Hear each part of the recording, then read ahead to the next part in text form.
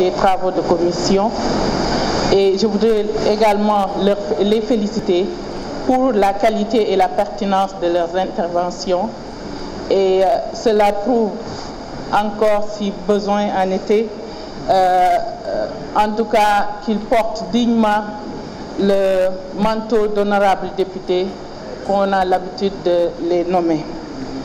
Je voudrais, avant de continuer, avant d'aborder les différentes interventions, rappeler une chose très importante pour nous au niveau du ministère de la Jeunesse, c'est-à-dire nos missions.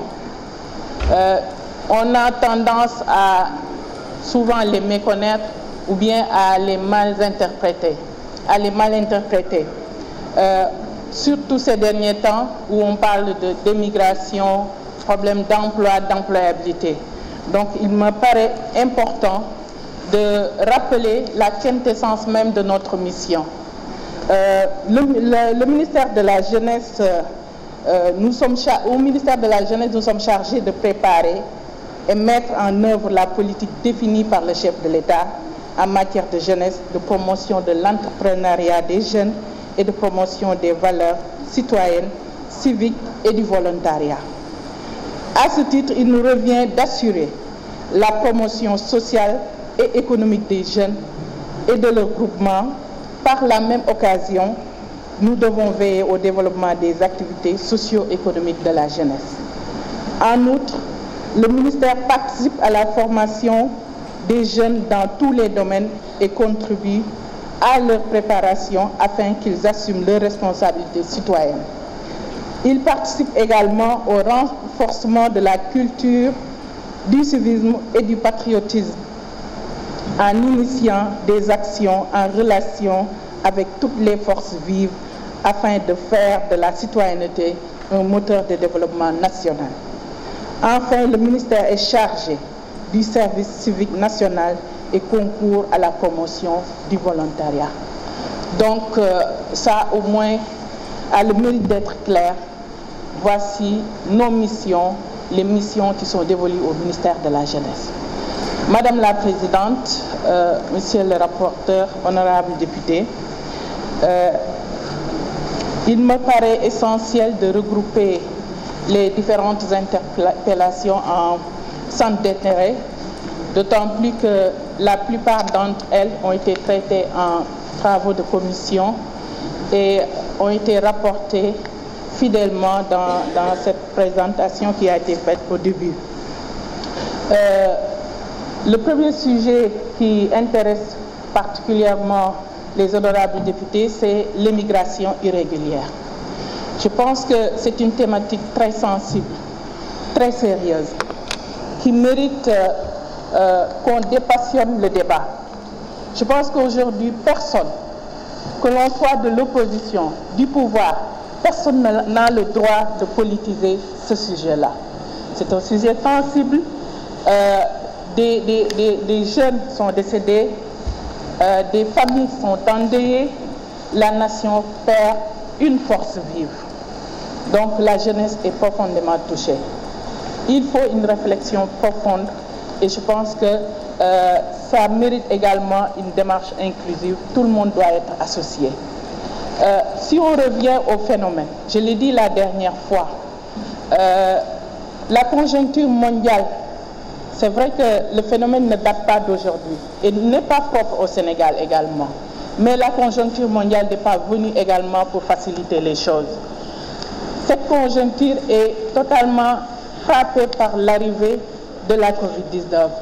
Cette pandémie qui a secoué l'économie mondiale et celle du Sénégal n'est pas en reste. Aujourd'hui, notre économie est portée en grande partie par le secteur informel. Et ce qu'il faut également retenir, c'est que ces jeunes qui partent font partie, en tout cas à 90% du secteur informel. Donc c'est ce secteur qui est majoritairement touché et c'est ce secteur qui représente la plupart des gens qui partent à l'étranger, que ça soit de manière régulière ou bien irrégulière. Donc il faut vraiment prendre en compte ces considérations. Maintenant, il s'y ajoute, on l'a dit tout à l'heure, l'effet de la pandémie a fait que des gens ont fait croire aux jeunes que l'Europe a besoin d'une main-d'œuvre. L'Europe a besoin de jeunes et qu'ils sont en train de régulariser. Ça, ce n'est pas vrai, je l'ai une fois dit. Il n'y a pas de régularisation. La situation reste la même. Personne n'est en train de recruter des jeunes qui sont dans des situations irrégulières. Il s'y ajoute encore la pression sociale. Les jeunes, je l'ai dit et je le répète, subissent une pression sociale dans les familles. Je ne vais pas m'avancer là-dessus, mais ça, tout le monde le sait. Vous-même, honorable député, vous l'avez reconnu ici. Maintenant, avec toute cette situation, je pense que l'État du Sénégal n'est pas resté les bras croisés. Le président Macky Sall a fait d'énormes efforts. Et ça m'amène à parler de notre politique de jeunesse. Je l'ai dit l'autre jour, nous avons une vision claire en matière de jeunesse. Le président Macky Sall a fait de la jeunesse une surpriorité. Une priorité majeure dans le plan Sénégal émergent, raison pour laquelle beaucoup de projets, que ça soit des projets qui sont logés au ministère de la Jeunesse ou bien dans les autres ministères. Parce que la jeunesse est un secteur très transversal. Aujourd'hui, dans tous les ministères, ce que font ces ministères-là concerne pratiquement la jeunesse. Donc la jeunesse est concernée dans toute la politique publique du président Macky Sall. Et nous avons au niveau du ministère de la Jeunesse des programmes qui sont exclusivement dédiés à la promotion de l'emploi et de l'employabilité des jeunes. Ça m'amène à parler de l'ANPEJ par exemple. Dans nos missions, je l'ai dit tout à l'heure, la promotion de l'employabilité des jeunes en fait partie. Et à ce propos, nous attelons toujours à renforcer l'employabilité des jeunes et le dispositif d'accès au crédit. Au niveau de l'ANPEJ, c'est vrai que le financement appartient à la DER, qui n'est pas logé au ministère de la Jeunesse, mais nous sommes dans un État organisé et que nous travaillons en parfaite harmonie.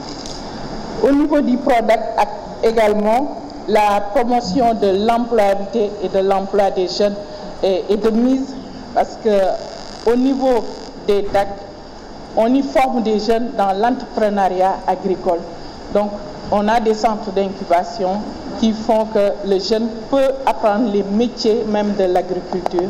Donc, l'employabilité et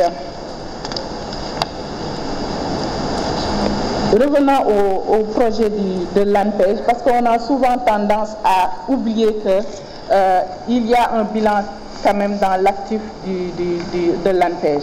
315 entreprises ont été prospectées. 15 502 jeunes sont formés en entrepreneuriat. Il y a également des formations en développement personnel, techniques de vente et gestion financière. 9 568 demandeurs d'emploi insérés. 1113 stages hors convention, 240 CDD et 35 CDI, 16 centres TIC, 3 centres de formation à l'auto-emploi Guédiawaye, Matam et Kaolack, 204 jeunes bénéficiaires de bons de formation, 3 FPT, 3728 plans d'affaires élaborés, 2133 projets financés, 3 milliards 800 octroyés, 6103 emplois directs créés, 11 juniors conseils d'entreprise opérationnels.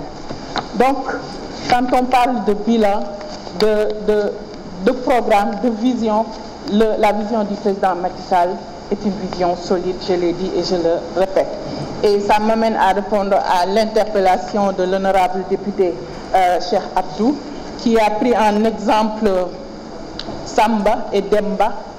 Samba et Demba, peut-être, xëy na moom waxul leen di Samba et Demba président Macky Sall tegal na leen fi ANIDA waxul leen ni peut-être ni bu njëkk mbay bi nga xamante ni ci la leen doon expliquer li nga xamante ni moom la tuddee ni suñu lajj la mbay moomu avant dafa amoon ñu ko déjeeloon léegi président Macky Sall daf ko def métier ba nga xamante ni nit ki mën na génnee sax ci école wala ci bureau dem dugg ci mbay mi ak le PRODAC xam naa dafa waxul Samba ak Demba programme Agri Jeunes Tekki Ndaw ñi dafa waxul Samba ak Demba ni ko DER dafay financer te financer na ci ba à hauteur de 57 milliards lu bëree bëri xëy na da ko waxul Samba ak Demba waaye tamit xam naa ni daf leen a fàtte wax ni ñoom dafa am à côté ay mag ñu mel ni Abdou ñi nga xamante ni dañuy gàddu seen saak dugg ci bureau yi di wut marché moo tax ndaw ñooñu nekk ci entreprise bu ñu yoree seen entreprise duñu mën a am marché.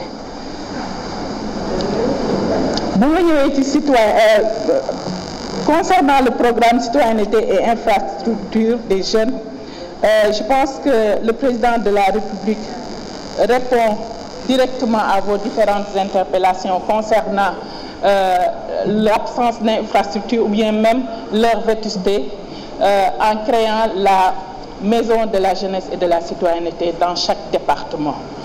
Aujourd'hui, presque la majeure partie d'entre vous ont pris la parole en demandant qu'on dirige dans leur département des CEDEPS ou bien des maisons de la jeunesse. Je vous dis que dans chaque département, dans les 45, il y aura une maison de la jeunesse et de la citoyenneté. Donc ces maisons vont prendre en compte les besoins en CCA, en guichet DER, ANPEJ, PCJ, PRODAC. Donc toutes ces structures auront des représentations dans les maisons de la jeunesse et de la citoyenneté.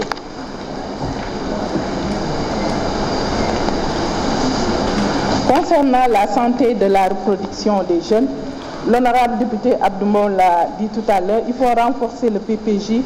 Je suis parfaitement d'accord, d'autant plus que le PPJ a fourni de nombreux résultats avec son programme des centres conseils ados dans la lutte contre les IST, SIDA, les mutilations génitales féminines, la lutte contre les grossesses précoces désirées et non désirées et les mariages d'enfants.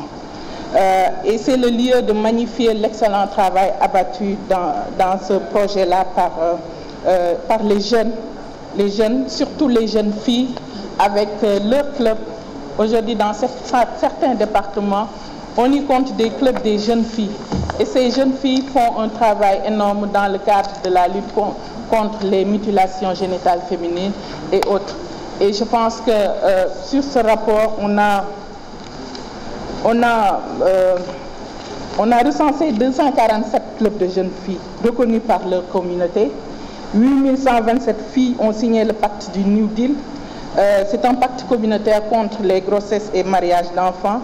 Et 156 jeunes filles enrôlées dans les centres de formation professionnelle pour réduire leur vulnérabilité. 207 cas de grossesse soutenus et pris en charge. 22 cas de viol pris en charge, 35 cas de mariage d'enfants cassés. Donc, des efforts sont faits dans les centres conseils ados, mais le projet, comme l'a dit honorable député Abdou, est à renforcer et à accompagner, et nous allons y travailler, Inch'Allah.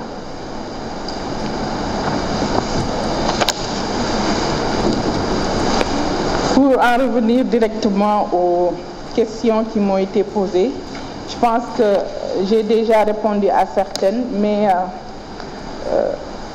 concernant le renouvellement du Conseil national de la jeunesse, c'est dans nos perspectives. Le Conseil national de la jeunesse, pour le rappel, c'est un corps constitué de l'État. Le mandat de ses membres prend fin et nous avons le devoir de le renouveler, c'est vrai, mais ça a un coût. Le renouvellement du Conseil national de la jeunesse coûte un peu cher.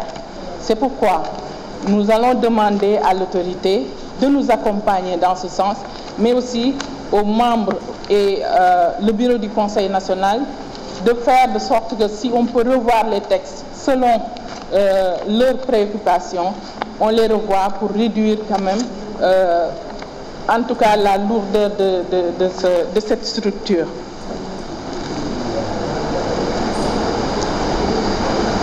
Pour ce qui est de la réflexion des CEDEPS, je pense que il y a un programme pour réfectionner quelques CEDEPS et il y a le CEDEPS de Nioro, celui de Kaolack, Ziguinchor, Rufisque pour répondre à l'honneur.